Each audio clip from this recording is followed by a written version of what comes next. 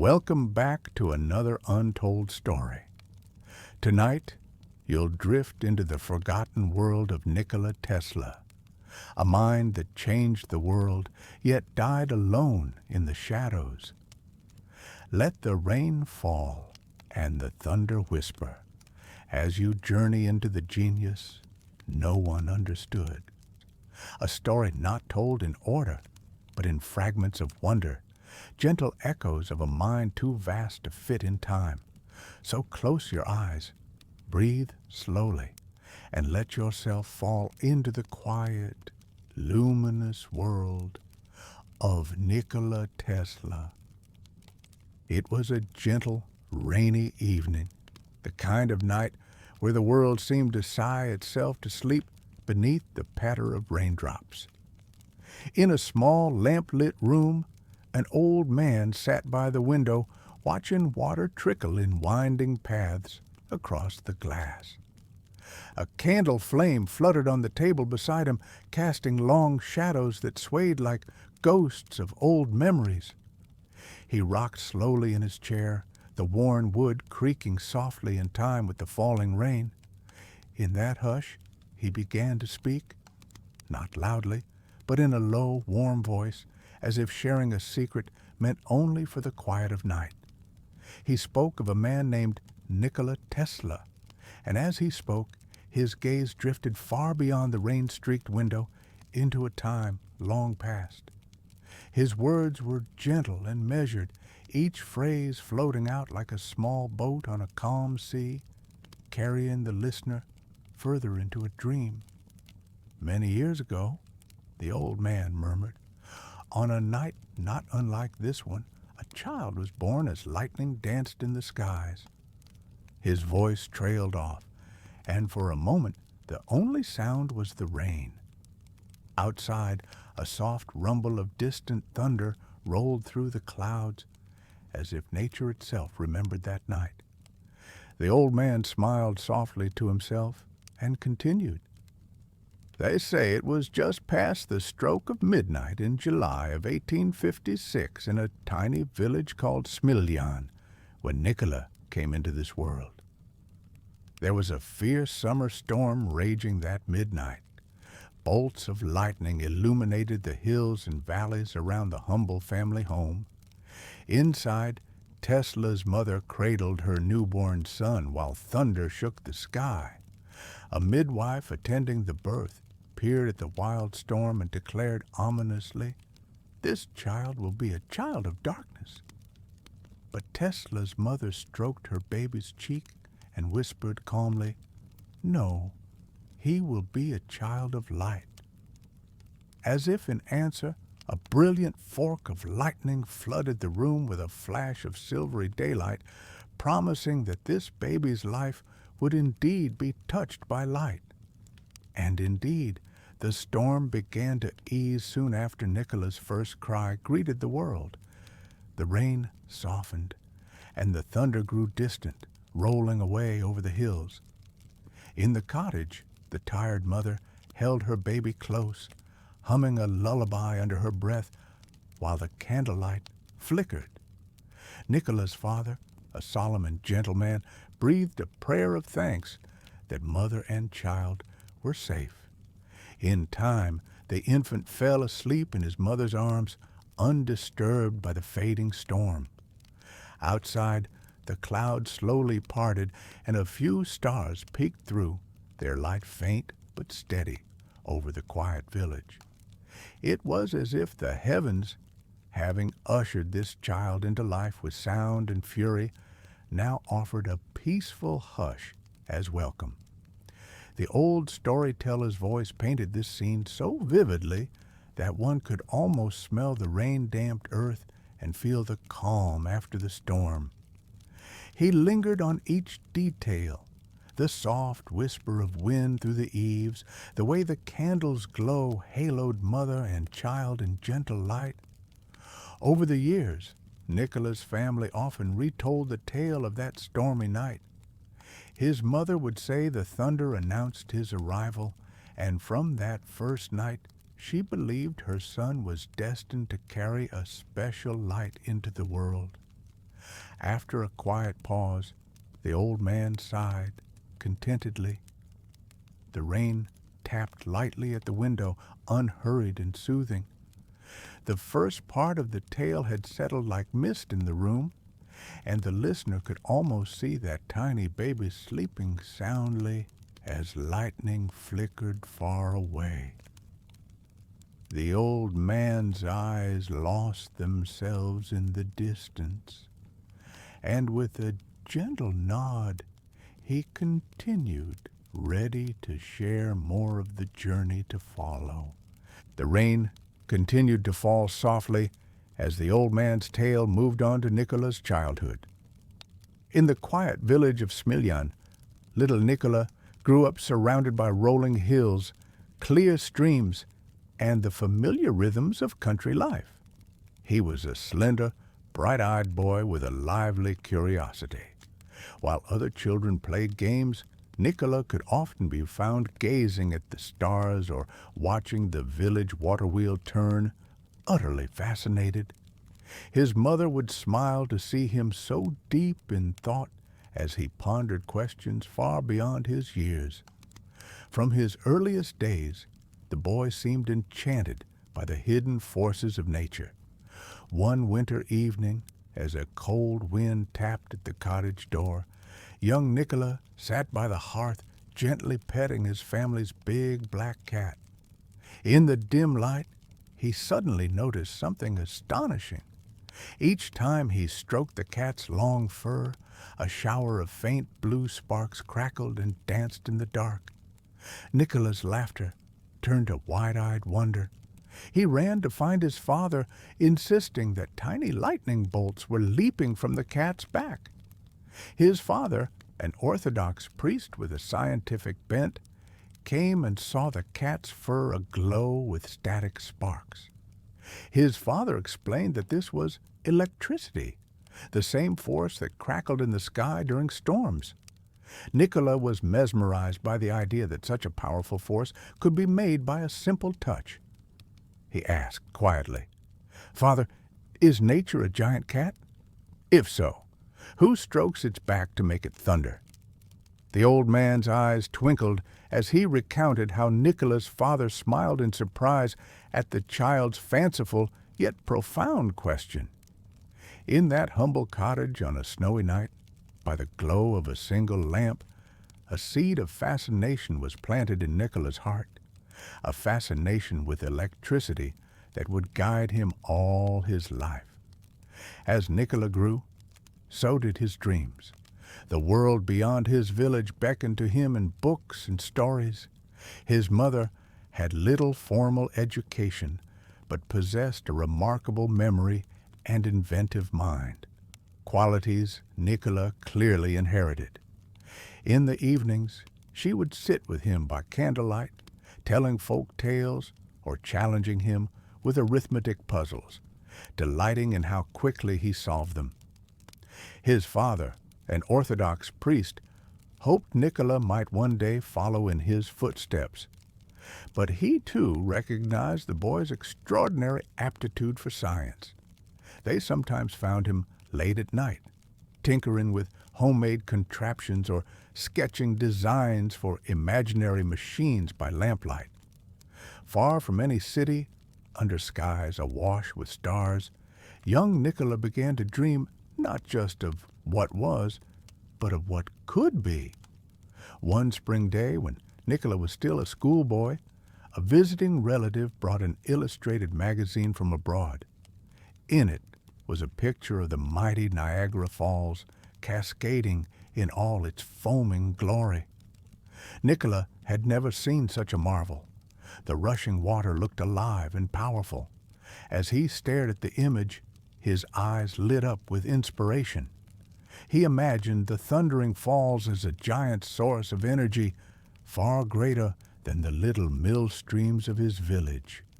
Nikola excitedly exclaimed that one day he would put a wheel under those great falls to harness their power. The adults chuckled at the bold declaration, but there was a spark in Nikola's eyes, a quiet certainty as if some part of him already knew that this fanciful dream could one day come true. The seasons turned, and Nikola grew into a tall, slender youth. Life in the country was not always easy. The Tesla family endured hardships and sorrows which only seemed to deepen Nikola's sensitive spirit. He spent long hours roaming the meadows and forests, watching lightning flicker over distant hills, or listening to the gentle hum of insects on warm summer nights. Each experience, whether joyful or painful, became part of the tapestry of his imagination. He began to feel that everything in nature, the wind, the water, the light in the sky, was alive with secrets waiting for him to unravel. When the time came for his formal education, Nikola eagerly embraced it. He excelled in his studies, astonishing teachers with his quick mind and prodigious memory. Still, in those school years, he remained the same gentle dreamer who loved twilight and thunderstorms. The old man's voice grew softer as he painted this picture of Nikola's youth.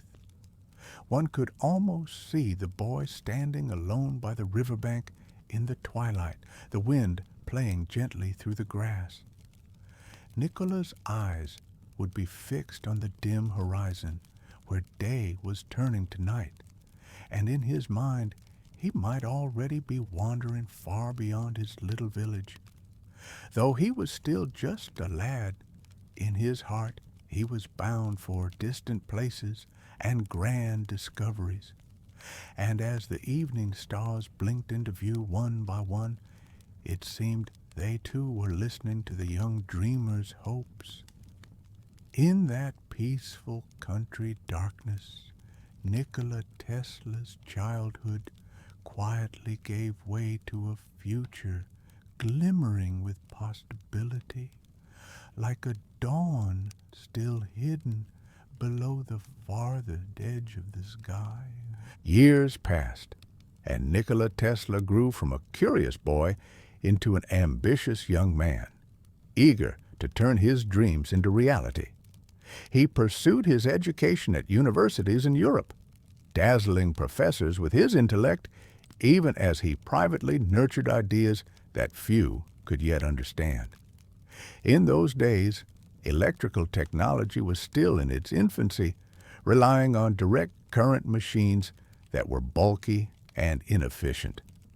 Nikola, however, imagined a different kind of electrical power, a bold vision of using alternating current, a back-and-forth flow of electricity that could travel farther and drive machines more effectively. In a classroom one day, as a direct current motor sputtered and sparked, Nikola suddenly envisioned a motor powered by alternating current, one that could spin without any of the fiery sparks or brushes. He dared to voice this idea, but it was met with gentle ridicule and disbelief. Even so, Nikola kept the vision alive within him, certain that he had glimpsed a revolutionary possibility. After his formal studies, Tesla found work in Budapest, the bustling capital of Hungary. By day, he worked at a telegraph company, but by evening, he often strolled through the city's leafy parks, turning over engineering problems in his mind.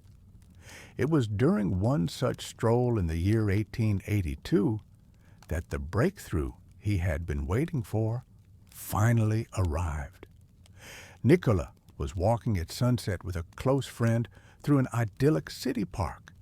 The air was cool, and the sky above glowed with the last light of day, the clouds painted in rose and gold. Nikola, ever fond of poetry, was reciting a favorite poem to his friend as they walked along a tree-lined path.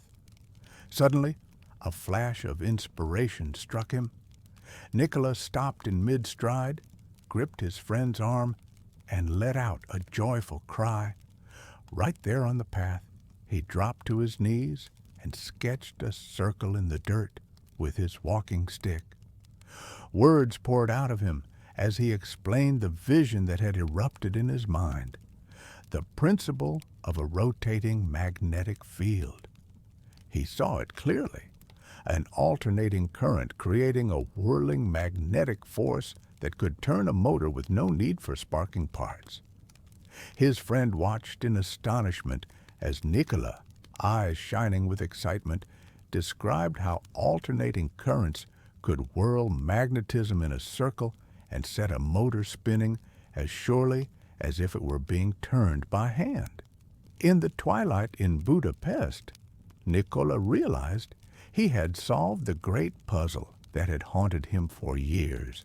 He finally knew how to make his AC motor a reality. Tesla felt as if the world around him paused to honor that moment.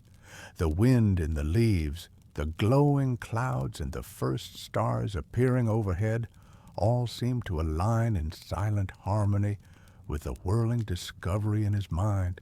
His eyes brimmed with grateful tears as he realized that this idea would change the world. Buoyed by his breakthrough, Nikola was determined to turn his vision into reality.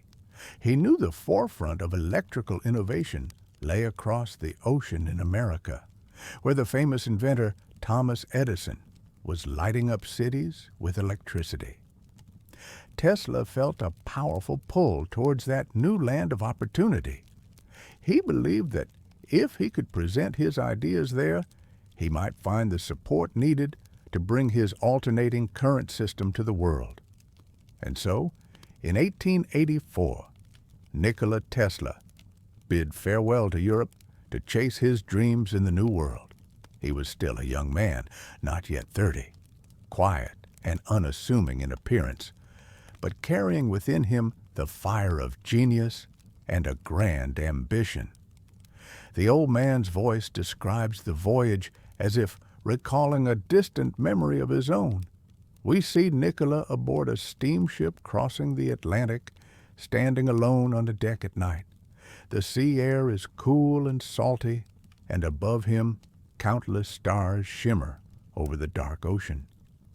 Nikola pulls his coat a little tighter around himself and gazes out at the horizon, where the faint glow of dawn will soon appear.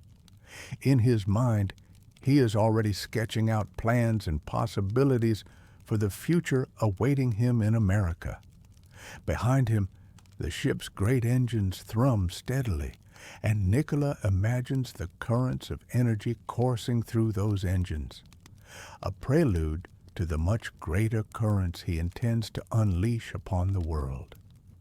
He feels a mixture of melancholy and hope as he thinks of the home and family he left behind, remembering the quiet village where he first marveled at lightning and dreamed of harnessing nature's power and the uncertain adventures ahead.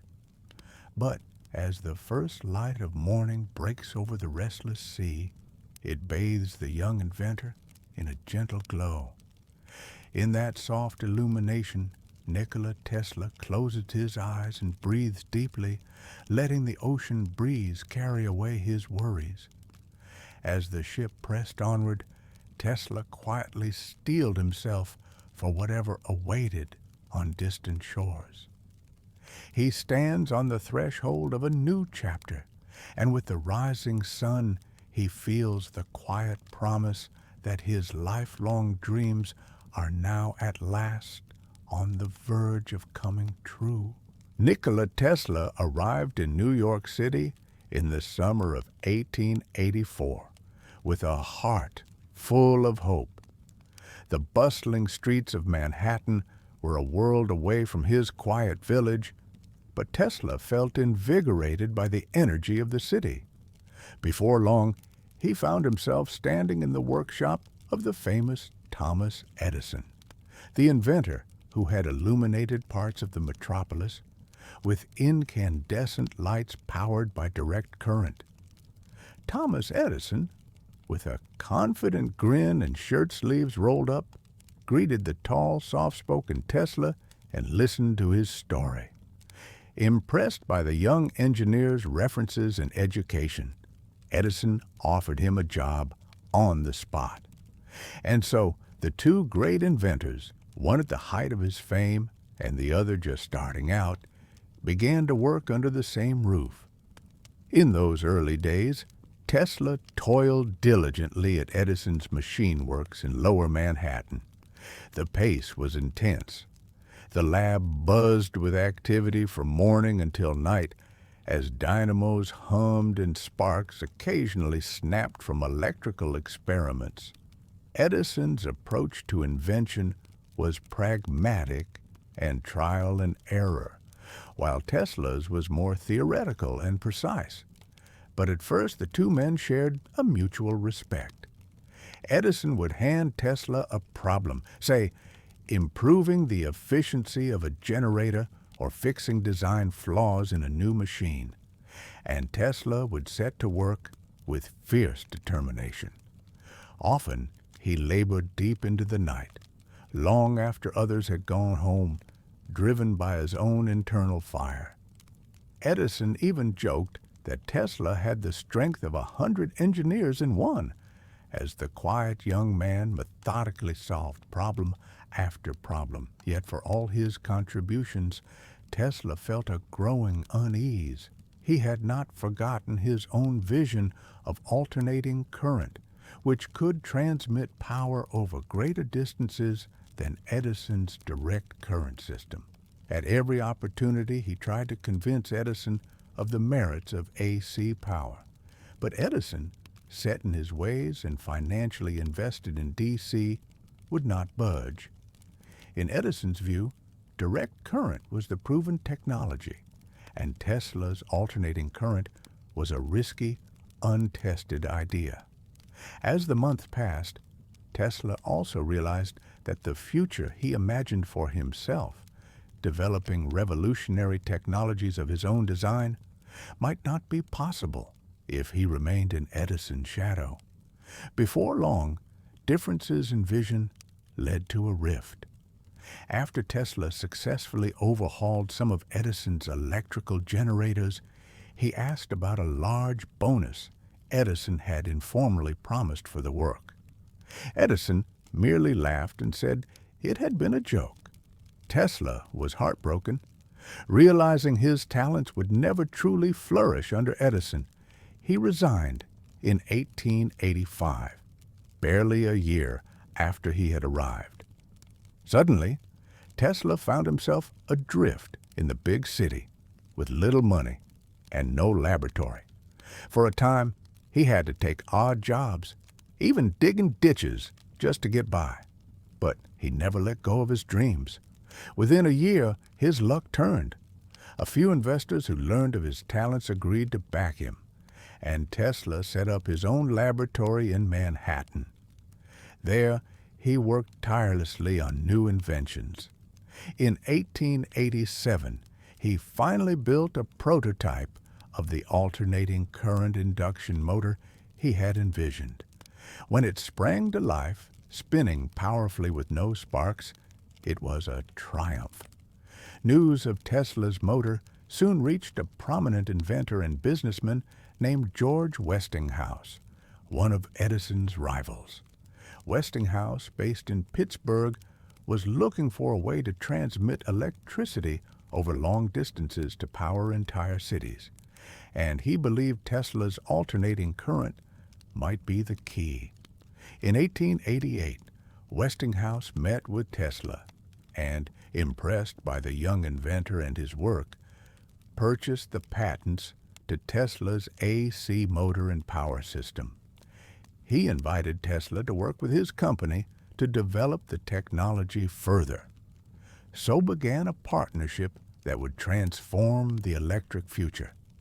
Tesla, at last, had found an ally who shared his vision of bringing safe and abundant electricity to everyone. But the triumph of AC was not won without a fight. Edison and his supporters, threatened by this new system, began what came to be known as the War of the Currents. They publicly insisted that Tesla's alternating current was unsafe. Dramatic demonstrations were staged to scare people away from AC. It was a difficult time for Tesla, seeing his beloved invention maligned. Even so, he remained calm and steadfast, trusting that the superior merits of his system would prevail. And indeed, little by little, AC proved its worth. Engineers and electricians realized that alternating current could send power over vast distances, and soon whole cities were beginning to gleam with Tesla's electrical lights. By the early 1890s, the War of the Currents was reaching its peak, but a grand opportunity was on the horizon, one that would allow Tesla's alternating current to shine for all the world to see. And as that opportunity approached, the night of conflict began at last to give way to a bright dawn of light and hope. In 1893, the long struggle over electrical systems reached a dramatic turning point. That year, Chicago was host to a grand World's Fair, the world's Columbian Exposition, an enormous showcase of science, technology, and culture from around the globe. A competition had been held to determine who would illuminate this White City, as the fairgrounds were called, with electric light.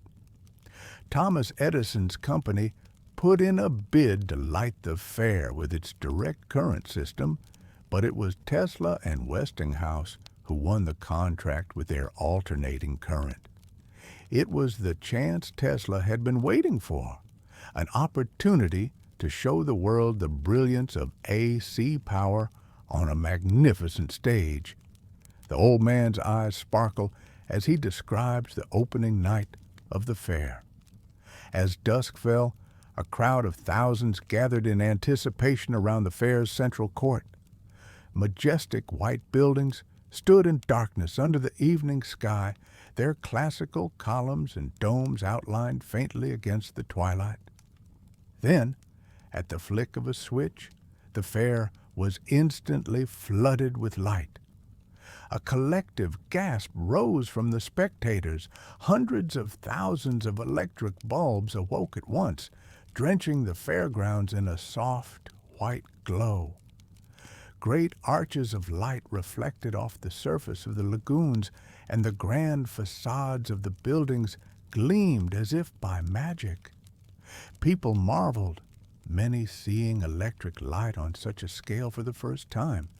It was as though night had been turned into day, and behind this marvel was the alternating current system that Nikola Tesla had championed. Tesla walked among the fairgoers that night, anonymously observing the wonder on their faces. The gentle illumination, free of flicker or dimming, vindicated his vision. One reporter called the spectacle a dream of rare delight. In that moment, under the glow of tens of thousands of lamps, any remaining doubts about AC's potential began to melt away. But an even more personal triumph for Tesla was soon to follow. Ever since childhood, he had dreamed of harnessing the power of Niagara Falls, whose thundering waters he had only seen in pictures. Now that dream was becoming reality. With the success of the World's Fair, Westinghouse and Tesla's alternating current were chosen to power the first major hydroelectric plant at Niagara. Engineers built giant generators at the falls, using Tesla's AC system to convert the rushing water's energy into electricity for distant cities. In 1895, the plant was ready. The old man's voice softens with emotion as he describes how Nikola Tesla visited Niagara Falls around that time. Standing on a platform overlooking the immense cascade, Tesla watched the mighty waters churning and foaming, just as he had imagined as a boy. Amid the roar and cool spray, he witnessed large wheels, modern turbines, spinning from the force of the river, connected to generators humming with power. In the distance, transmission lines carried that power away to Buffalo, over 20 miles distant. When the switch was thrown, Niagara's energy surged through those lines and lit up the city, just as Tesla had promised it would so many years before. For Nikola Tesla, it was a deeply fulfilling moment. He later remarked that when he saw the brilliant lights of Buffalo powered by Niagara, he thought of that childhood vision and felt a profound sense of accomplishment and gratitude. The world had at last embraced the principle he knew to be true, that energy could be distributed far and wide through alternating current, bringing light and progress to all. After Niagara Falls, Tesla's fame reached new heights. He was hailed in newspapers as the man who tamed lightning and electrified the world. The quiet young immigrant who arrived with a pocket full of ideas was now a celebrated inventor. Yet Tesla himself remained humble and introspective. Instead of resting on his laurels, he returned to his work with undiminished enthusiasm. The old man's voice carries a note of affectionate humor, recalling how Tesla, at a banquet honoring the Niagara triumph, skipped the fine food and drink and instead spent the evening explaining bold new ideas like wireless communication and worldwide power transmission to anyone who would listen. For him, each success was only a stepping stone to the next discovery, and so, as the 1890s progressed, Nikola Tesla stood at the very pinnacle of his career, a figure of inspiration around the globe. Newspapers around the world carried his name, and distinguished figures came to see him. One such visitor was the renowned author Mark Twain, who became Tesla's good friend after marveling at the inventor's electrical experiments. Tesla, at last, had won victories on the battlefield of current wars. But even as the world applauded him, Tesla's restless mind was already wandering into new and unknown realms of science. Unbeknownst to those cheering crowds, an even stranger and more wondrous chapter of his life was about to unfold. Filled, Nikola Tesla's imagination was never content to rest. In 1899, seeking a place to conduct bold experiments with high-voltage electricity, he moved west to Colorado Springs. There, on a plateau under vast blue skies, he built a remote laboratory far from any city, a place where he could summon lightning without alarming his neighbors. The old man's voice takes on an almost mythical tone as he describes Tesla's time in Colorado. Tesla's lab stood near the foothills of the Rocky Mountains, a simple barn-like structure topped with a 200-foot wooden mast. It was from that mast's tip that Tesla would create man-made thunderbolts. Late at night, residents of the town occasionally saw uncanny flashes of light rippling above Tesla's laboratory. On some evenings, Tesla would power up his enormous coil, a device of his own design that could generate astonishing voltages.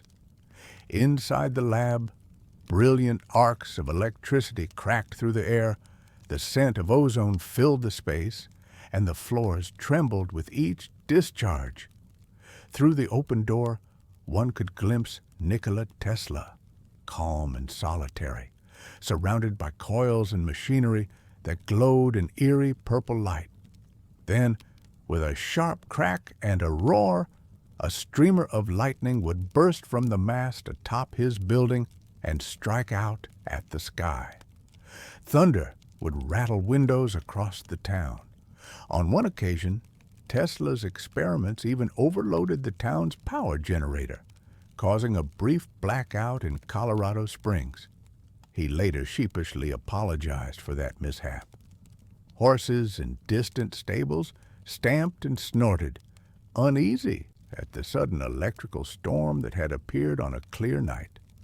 Yet Tesla himself stood in the midst of the electrical fury, sometimes even seated calmly reading a book as millions of volts of lightning danced around him. He famously produced a photograph appearing to show exactly that scene to dramatic effect. To the locals, it seemed almost supernatural. The quiet man in the high desert who could command lightning at will. Tesla's months in Colorado were not just theatrical, they were deeply fruitful. He was investigating ways to transmit signals and energy wirelessly through the earth and air. In that isolated lab, he experimented with tuned electrical circuits and recorded observations of mysterious signals he picked up on his instruments. One snowy winter night, Tesla detected a series of faint, regular beeps on his radio receiver, signals he believed might be attempts at communication from beyond the Earth, perhaps from Mars. Tesla was thrilled by the possibility. He spoke openly to reporters about this astonishing prospect, sending imaginations soaring and raising eyebrows among some skeptics. Whether those signals came from Martians or merely distant stars, no one could say. But in Tesla's heart, he felt he had listened to the universe speaking in its own secret code. In the crisp Colorado evenings, he would step outside his lab after a long night's work and gaze at the stars, wondering if he had indeed heard voices from another world. Most importantly, in Colorado Springs, Tesla proved that he could send powerful wireless electrical pulses through the ground. One crisp night, he placed 200 lamps in the soil at a distance, with one end of each lamp wired into the earth. When he switched on his transmitter, those lamps all glowed softly, illuminated by electricity, traveling invisibly through the earth itself. The feat proved that his dream of wireless power was no fantasy. This dramatic success fueled Tesla's grandest idea yet, to build a giant transmitter that could beam wireless electricity and information across the globe. When he returned to New York in 1900, Tesla carried with him notebooks full of data and an unshakable conviction that he was on the verge of a new technological revolution. In fact, in 1900, he penned an influential magazine article outlining his dream of a worldwide wireless system that could transmit news and even pictures instantly, a concept far ahead of its time. All he needed was the support to build it. And indeed, support came, at least for a while. Hearing of Tesla's exploits and bold new plans, the financier J. Pierpont Morgan agreed to fund the construction of a great wireless transmission tower. It is said that when Tesla met Morgan in the banker's mahogany-paneled library and described his plan, the financier's eyes twinkled at the boldness of it. Though cautious by nature, Morgan decided to take a chance on Tesla's dream. Tesla found an ideal site on a bluff in Long Island, not far from the ocean. There, in 1901, he began building his most ambitious project, a huge wood-frame tower about 187 feet tall, topped with a giant metal dome. Each day Tesla strode about the construction site with excitement, watching the skeletal frame of the tower climb higher. At night, he would stand beneath it, gazing at the giant dome being assembled and imagining the currents that would one day dance from it into the sky. As the tower rose against the sky, locals nicknamed it Tesla's aeroplane, or the mushroom, amused by its unusual shape. Tesla was filled with hope and worked feverishly, often sleeping only a couple of hours a night as he oversaw the construction. He confidently predicted that before long, people would be able to hold a small device in their hand and receive news, music, even pictures from across the world. A prophecy astonishingly close to what radio and smartphones eventually became. But as towering as Tesla's dreams were, reality was not so kind. The old man's gentle voice dims as he explains how troubles began to gather around Wardenclyffe. Building such an unprecedented transmitter was enormously expensive.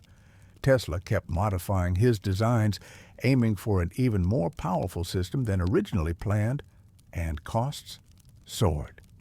By 1903, Morgan, a hard-nosed businessman, grew hesitant to pour more money into what others whispered was a hopeless venture. Competitors, meanwhile, were making simpler strides. Another inventor, Guglielmo Marconi, was managing to send wireless telegraph signals across the Atlantic using far cheaper methods. Tesla initially responded to Marconi's achievements with a polite smile. After all, Marconi was using many of Tesla's own patents. With Marconi grabbing headlines and Tesla's own project over budget and behind schedule, Morgan finally decided to cut off further funding. One chilly morning, construction at Wardenclyffe ground to a halt.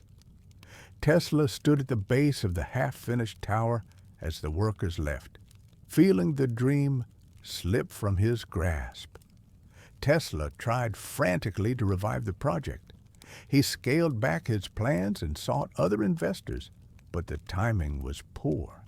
An economic recession hit, and in 1905, Tesla had no choice but to abandon the dream tower that loomed unfinished over the Long Island treetops. Wardenclyffe would never transmit a single watt of power. The great wooden tower stood silent and unused, slowly weathering in the salt air for years. Tesla's longtime workers and assistants had to be let go. The lab fell quiet. It was perhaps the greatest disappointment of Nikola Tesla's life, to see his grand vision so nearly realized, then crumble for lack of money and support. On the final day, Tesla walked alone around the base of the silent tower, laying his hand on its timbers in quiet farewell. At sunset, he left Wardenclyffe behind, a great unfinished dream fading into twilight. Still, even as he packed up his papers and locked the doors of the empty Wardenclyffe lab, Tesla did not speak a bitter word against anyone. In time, the world would understand and embrace his ideas. "The present is theirs," he said of his rivals, "but the future, for which I really worked, is mine." With characteristic resilience, Nikola Tesla returned to Manhattan to continue his work as best he could. Tesla found himself increasingly out of the spotlight as other inventors took center stage. The newspapers that once lionized him now spoke more of others' triumphs. Stepping into the new century, Tesla carried on quietly, a solitary figure with a head full of bright ideas, but a future suddenly less certain. The old storyteller falls silent for a moment. The rain breaks the silence like tears for Tesla's dreams. Yet in the old man's eyes there is admiration for the inventor's spirit that refused to be extinguished. The candlelight flickered gently as the old man leaned back, his voice now slower, softer, as if the weight of years had settled across his shoulders. The rain still whispered at the window, patient and rhythmic, and the story of Nikola Tesla continued, but now in quieter tones, like the final movements of a long, gentle symphony. After Wardenclyffe, Tesla did not vanish from the world, though the world slowly began to pass him by. The roaring 20s came and went with their radio shows, fast cars, and blinking city lights. And there in the heart of New York, in a modest room at the Hotel Waldorf Astoria, then later at the Hotel New Yorker, Nikola Tesla lived a quiet life, not as the celebrated genius of the World's Fair, but as a man more known for his peculiar habits than for his radiant mind. He still walked the streets each day, tall and dignified in his neatly pressed suit, gloves on his hands, and a distant look in his eyes, as if he were always listening to something just beyond the reach of ordinary hearing. Sometimes, when the city grew too loud, he would escape into Central Park, sitting quietly beneath a tree, his long fingers tapping softly on his knees as he watched the clouds change shape. And often, there beside him, there would be a bird. You see, in his later years, Tesla formed a special bond, not with people, for they often misunderstood him, but with the pigeons of New York. Every day he would walk to the park with a paper bag in hand, scattering seeds with the same precision he once gave to blueprints and coils. The birds would flutter down around him, recognizing his tall form, and Tesla would speak to them softly, almost reverently. To the casual onlooker, it might have seemed strange, but to Tesla, these creatures were not merely birds. They were messengers of peace, carriers of mystery, and companions in his solitude. There was one pigeon, he said, that was different from all the others, a pure white bird with soft gray eyes. She would come to his window even when he had no seed, fluttering there until he opened it. He spoke of her with great affection, saying once, "I loved that pigeon as a man loves a woman. She was the joy of my life." He believed that their connection went beyond words or understanding, and one night, as he lay resting, the white pigeon flew to his window again. But this time, something had changed. Her wings glowed, he said, with a soft light, and as she looked at him, he felt her spirit speak to say goodbye. She flew off into the night, and Tesla later said that in that moment, something deep within him had also flown away, that she had died, and with her, the last of his joy. There's a long pause in the story then. The old man lets the quiet grow, as if honoring the moment. Outside, the rain ticks on, like the ticking of time itself, and then, with a breath like a sigh, the tale resumes. Though his fortune dwindled and his inventions were increasingly dismissed by the press, Tesla remained undeterred in spirit. Even when others stopped listening, he kept imagining. He wrote pages upon pages of thoughts, on particles of matter, beams of directed energy, oscillating planets, and the nature of the ether that filled the spaces between stars. He saw the universe as alive, pulsing, communicating. In his mind, everything was frequency. Everything was vibration. "If you want to understand the universe," he once wrote, "think in terms of energy, frequency, and vibration." It was the essence of Tesla, always listening to the invisible, always believing in the unheard. Even as the physical world slipped away from him, wealth, recognition, friendships, he remained tuned to that inner current. He no longer sought applause. He sought harmony, balance, a resonance between man and nature, between the earth and the stars. On his desk at the Hotel New Yorker, there was often little more than a notepad, a few stray feathers, and a glass of warm milk. He lived simply, preferring solitude and quiet to the noise of society. Yet in his letters, and in the few interviews he still gave, there remained a spark, a light, though dimmed, that had never gone out. He spoke of future machines that could alter weather, of clean energy drawn from the very air, of the possibility of peaceful communication across all nations. Grand ideas, many of which seemed fantastical then, though today some no longer seemed so strange. And though his inventions no longer reached the headlines, and his towers stood no longer against the sky, Tesla's mind remained ablaze with vision, like a lighthouse whose beam, though no longer seen by passing ships, still turned steadfastly in the night. The old man's voice trailed for a moment. Outside, the storm had softened into a slow drizzle. A hush had come over the room, as if even the rain had leaned in to listen. The fire in the hearth was now only a glow of red coals, like the quiet pulse of a distant star. And the old man, gazing now and... The old man shifted gently in his chair, his eyes reflecting the ember light, as if he could still see Tesla walking alone beneath the gas lamps of Manhattan, a folded coat over one arm, a trail of pigeons behind him, and a mind filled with electric stars.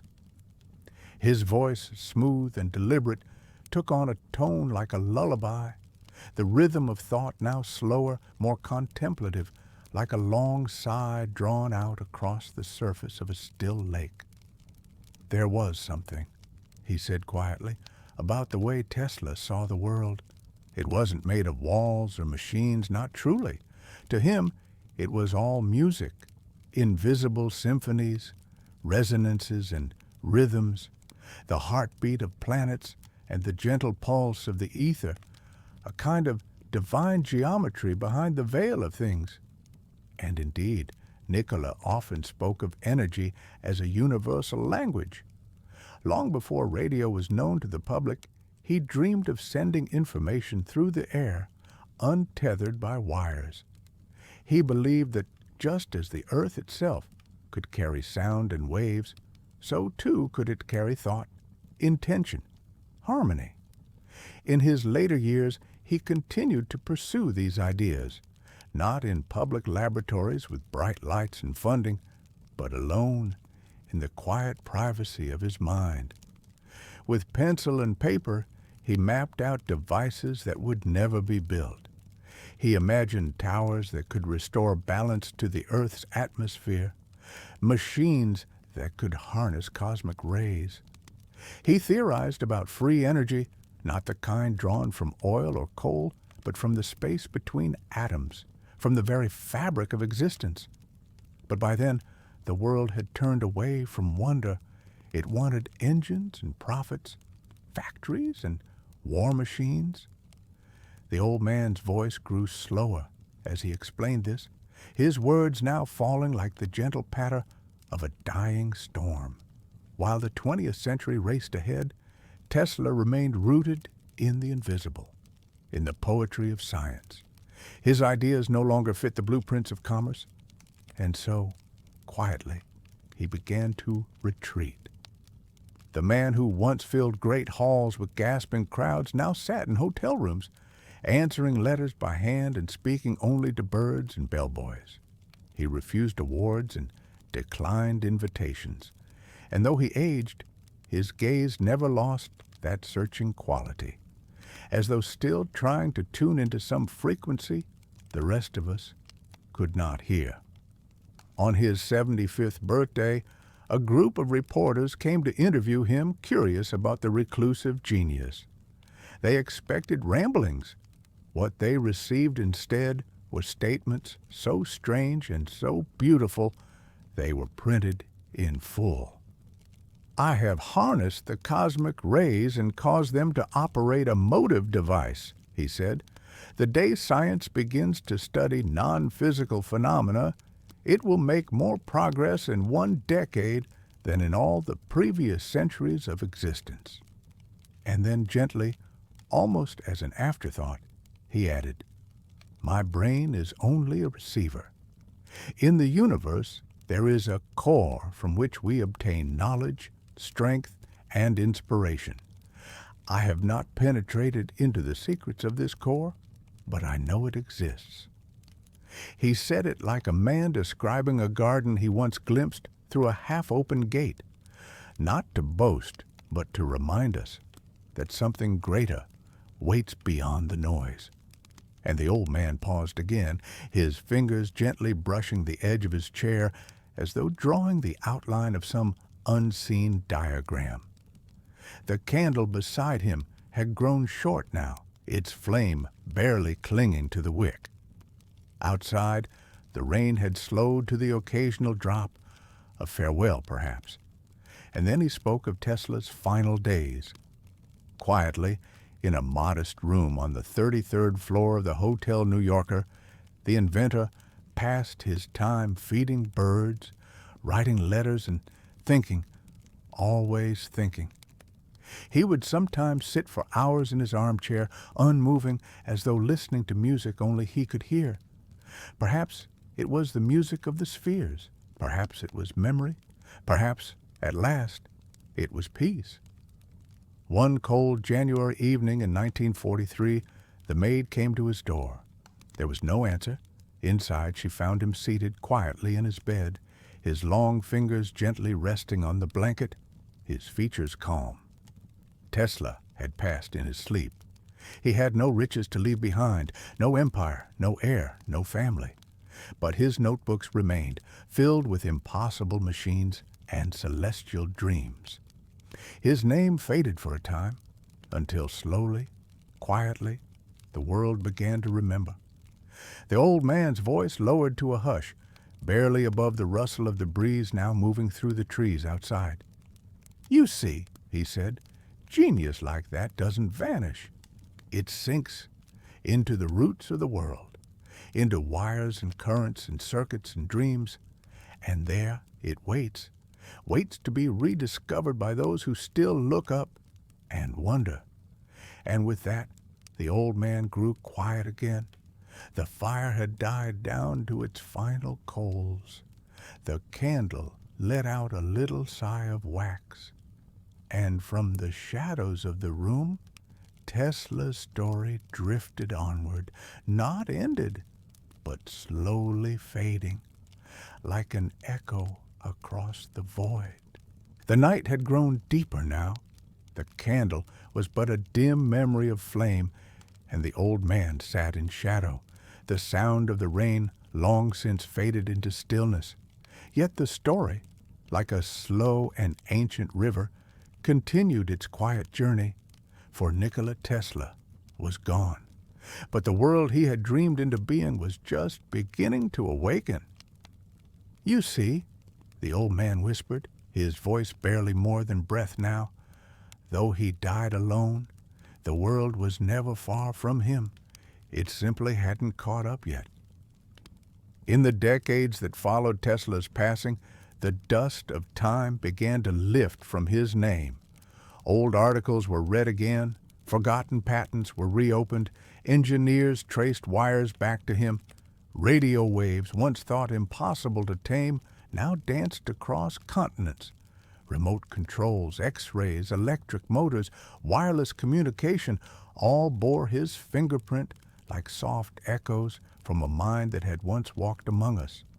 His childhood dream of Niagara Falls? Now, hydroelectric plants spanned rivers across the world. His belief in the rotating magnetic field? It had become the foundation of modern electricity. And his vision of wireless signals sent through the air? That would lead to the radios, the satellites, the cell phones in every pocket.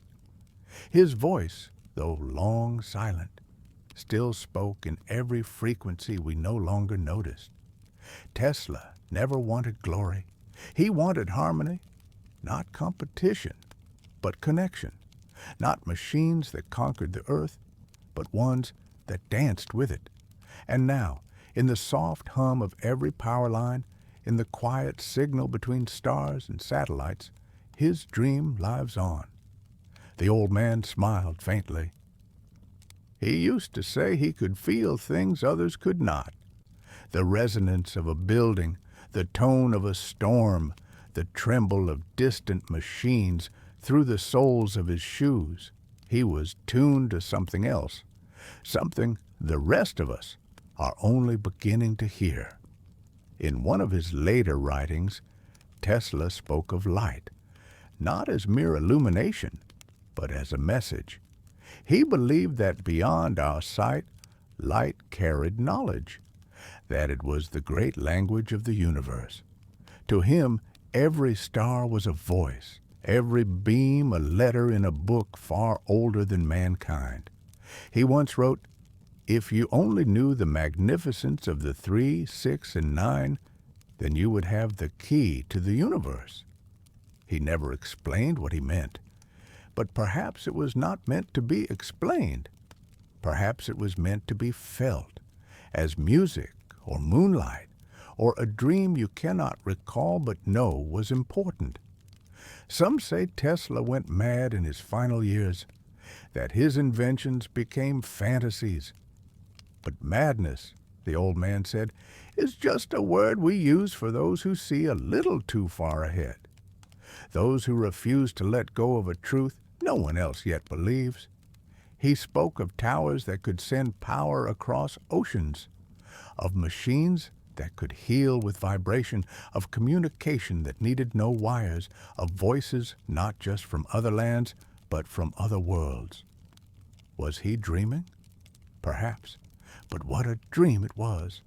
And the old man looked out the window then, not to the street below, but beyond, past rooftops and chimneys, past clouds and the sweep of sky, past even the stars, into the deep and silent velvet of night.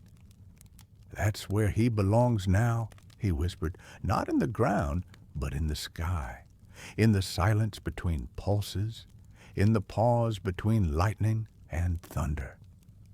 There's a long, still hush, and then, "You know," he adds with a smile, "the government came for his notebooks the day he died, took them from the hotel room, locked them away. Some were returned years later, others not. Perhaps they feared what he knew, or perhaps they simply didn't understand. Maybe they still don't. But knowledge has a way of seeding itself. Tesla never needed marble statues. The world itself became his monument. Every flick of a light switch, every voice carried on a signal, every orbiting satellite is part of the cathedral he built without bricks or prayers. A house of energy and thought and wonder. And the old man, as if hearing something deep inside himself, something old and electric, leaned forward slightly and said, "Maybe one day when we're ready, we'll build his tower again, not from wood and copper, but from trust, from vision, from the will to share freely what we've hoarded too long. A tower that speaks not just across miles, but across minds." Outside the wind had returned, soft and unhurried, brushing gently at the trees. The world was still, but alive. Somewhere in the distance a street light flickered, and the story, like a long circuit finally closing, moved toward its final arcs. Not ending, but spiraling gently inward like a coil gathering the last of its charge. The room had grown quiet in a different way now. Not the hush of absence, but of presence, a listening kind of stillness. The fire had gone out, yet its warmth lingered in the stones of the hearth. Outside, the breeze stirred the branches with the soft care of an old friend returning.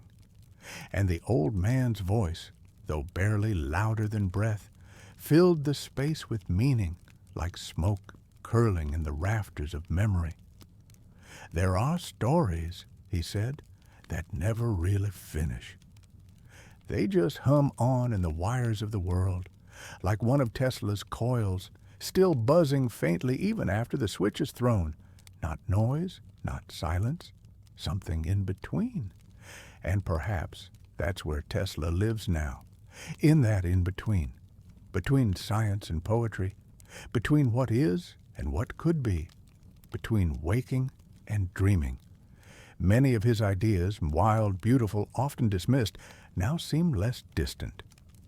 The wireless transmission of energy, once mocked, is now a field of study.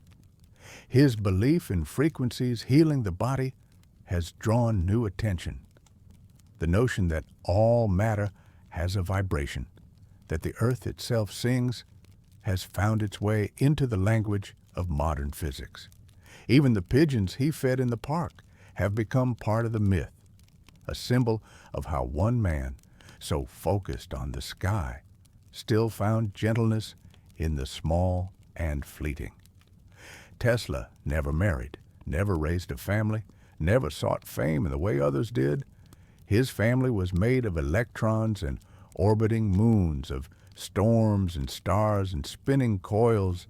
He once said, "Life is and will ever remain an equation incapable of solution, but it contains certain known factors." And perhaps the greatest of those was love. Not romantic love, not even human love, but a quiet, reverent love for existence itself. A love for the elegance of nature's laws, for the rhythm of the cosmos, for the subtle order hiding behind the chaos. The old man let the thought rest in the air as if unwilling to disturb it, and then he said, almost dreamily, "You know, even in the darkest years of his life, Tesla never stopped dreaming. Even when the world turned away, he kept listening, not to the noise of men, but to the song of the universe." There's a pause, long, slow, and then, "He once spoke of building a machine so sensitive it could pick up the thoughts of the earth itself." Imagine that, the thoughts of the earth. Tesla believed the planet was not silent, that its crust and core and oceans pulsed with signals, waves too fine for human ears, but not for human hearts.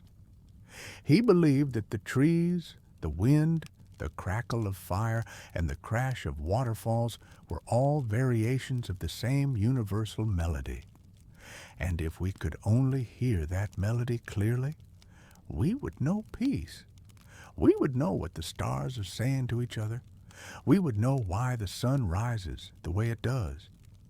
He said these things not as a prophet, but as a listener, a man who had tuned his soul like a fine receiver and picked up on whispers most of us miss.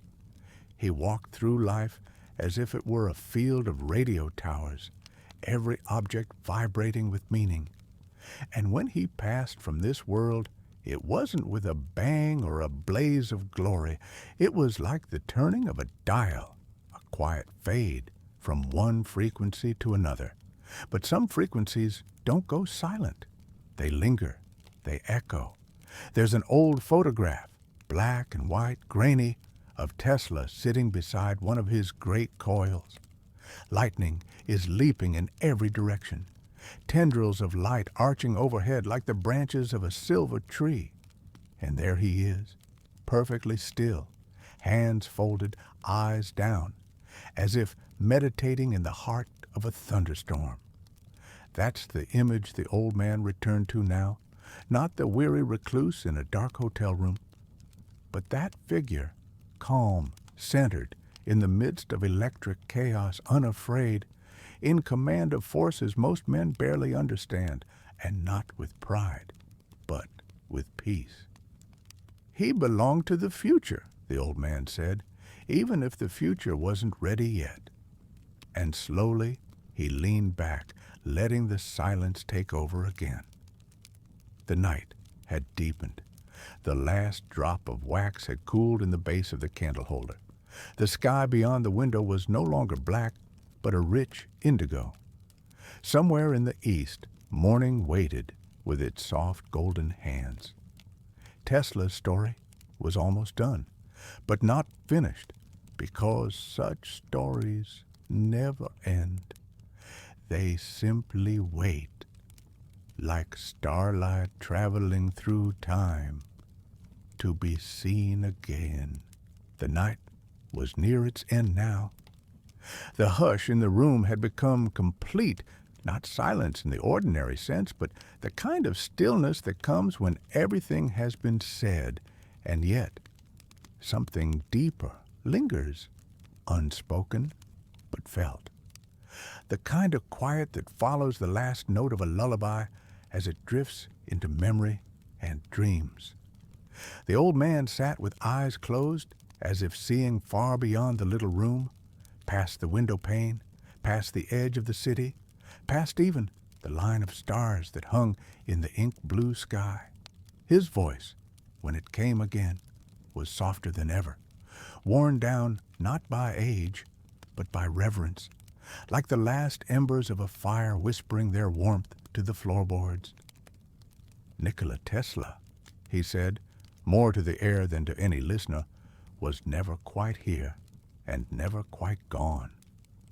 And perhaps that was the truth of him, a man of this world, yes, who walked its streets, held tools in hand, built towers and motors and lightning coils, but also a man tuned to something far beyond. His life was spent in search of harmony, not just in machines, but in all things. He believed that the earth, the stars, the human heart, all resonated with a shared song, a frequency of balance, of grace. He had seen the patterns beneath things, had followed the spiral of a seashell and found in it the motion of galaxies, had watched birds in flight and dreamed of wireless transmission, had stood before Niagara Falls and imagined not only power, but possibility. He had lost much, fortune, fame, the respect of his peers, but he had never lost wonder, never lost the childlike belief that the world could be better, cleaner, brighter, freer, if we only listened more closely to its voice. And now, so many years later, we find ourselves in a world shaped by his hands, even if we don't always see it. The lights that guide our roads, the signals that cross oceans in a blink, the devices that connect our voices across time and distance. So much of it carries his fingerprints, invisible but present, like a current beneath the surface, always there. The old man opened his eyes, and they glinted just once, not with sadness, not with pride, but with something older than both, a kind of quiet awe. "You know," he said, "there are some who say the stars remember everything, that when a great soul passes, it leaves a shimmer behind, not of light, but of rhythm, like a bell that was struck long ago, still ringing somewhere faintly." He let the word settle, and then, as if finishing a sentence that began lifetimes ago, he added, "Tesla's bell is still ringing." Outside, the sky was beginning to change. A soft, pale glow touched the horizon, the kind of light that doesn't shine, but listens, that arrives not all at once, but gently, like a memory returning. And in that hour, before birdsong, before footsteps, before even the first whisper of breeze, the old man rose from his chair, slowly, carefully, as though not to disturb the silence that had been built around the tale. He walked to the window and looked out over the sleeping city. Lights blinked here and there like thoughts stirring in their sleep. Somewhere a neon sign buzzed faintly. Somewhere a transformer hummed. And somewhere, far away, a coil still turned in the mind of a child watching lightning at the edge of a field. The old man smiled, and without a word, he stepped back, folded his hands behind him, and let the morning come. The story was told, the listener was safe, and the dream could now begin. And so, the story fades, like a coil winding down, like a soft light dimming at the edge of the world. Nikola Tesla's dream still hums quietly in the wires of time, still flickers in the spaces between silence and sky. May his vision carry you now into the quiet places of your own mind, where stars whisper and sleep begins. Good night. dream gently.